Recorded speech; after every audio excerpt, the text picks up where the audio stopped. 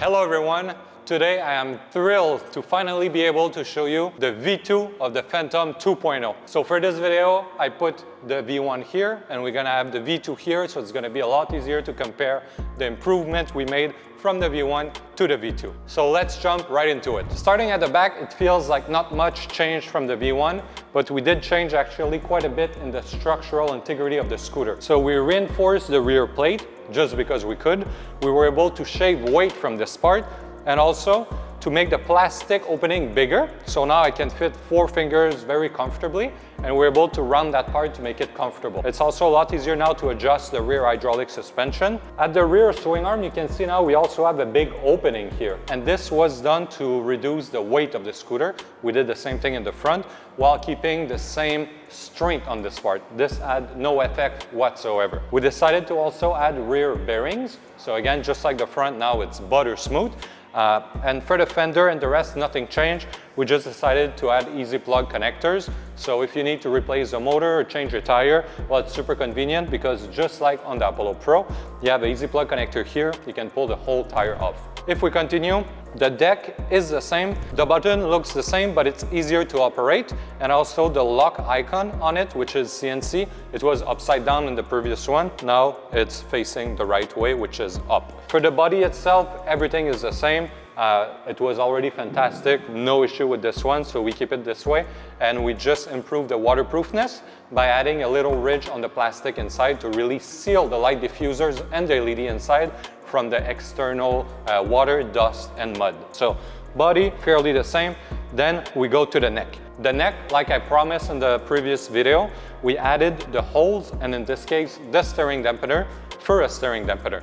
So now, if you go super fast and you need a steering dampener, well, you have the possibility to add it. And this one is super convenient. It's like any other steering dampener. You can adjust it directly on it by turning the adjustment wheel. For the front, again, looks similar, but we did improve a couple of things. We changed the structure of the swing arm here, so you can see this cutout here. This was to reduce weight, but also to add strength, because if we look on the old one, you can see that the suspension, there's a little knob here, and this is where we attach it. For this one, you can see that it continues all the way up. This is adding strength, structural integrity, but also we're able to reduce weight by removing material here. So it's a win-win situation. If we go up, same folding mechanism as before, nothing changed. Everything works really well with this one. The stem light, we improved the finish of it, and this one was a bit loose inside. This one is tighter, so when you touch it, there's not gonna be any rattling or anything like that. Then we go up. This is a big change on the headset. We now have a headlight that you can adjust up and down like this, compared to before, it was in this enclosure, right?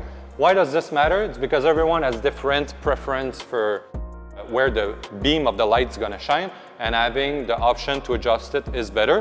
And obviously it is much brighter, this one, which is why we decided to go with it. The kickstand itself is the exact same. It's working really well. It's angled enough so it's never gonna tip over. And with the rubber padding at the bottom, well, it's not gonna scrape your floor, it's gonna grip to the ground as well, so it was perfect.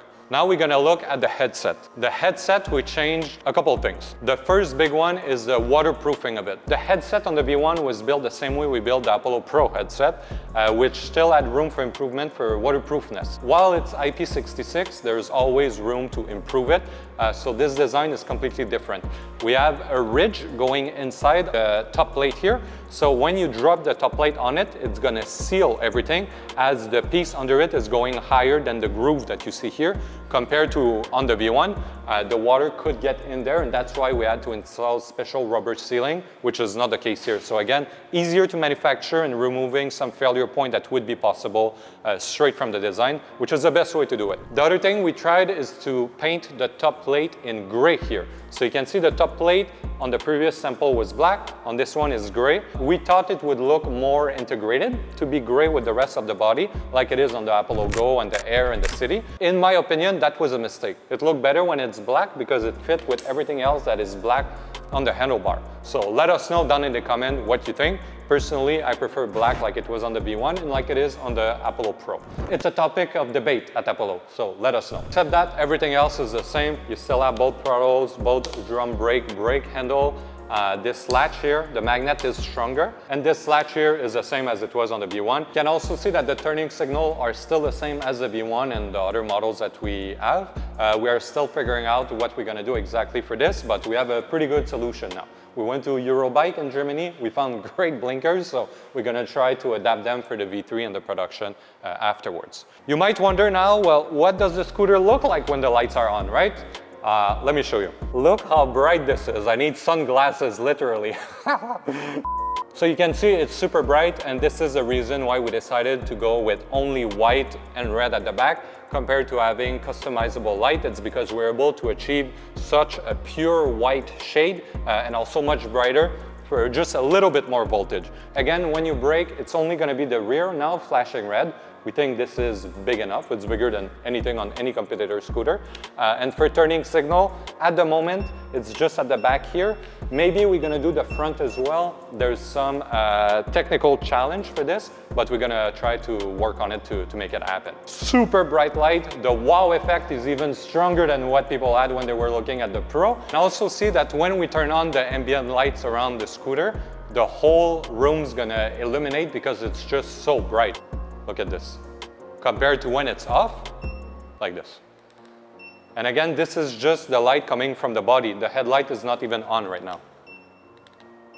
This is crazy. So again, it's to be able to see what's on the road, but more importantly, for you to be seen by others because of your beautiful scooter and to remain safe. So there you have it, the V2 of the Phantom 2.0 next to the V1. As always, let us know down in the comment below what you think is missing on the scooter, if anything, or if you plan to pre-order it when the pre-order opens. There's gonna be one last video of the last iteration of this model before we jump to production. So again, if there's anything missing, let us know so we can add it, and I'll see you in the next video. Thank you.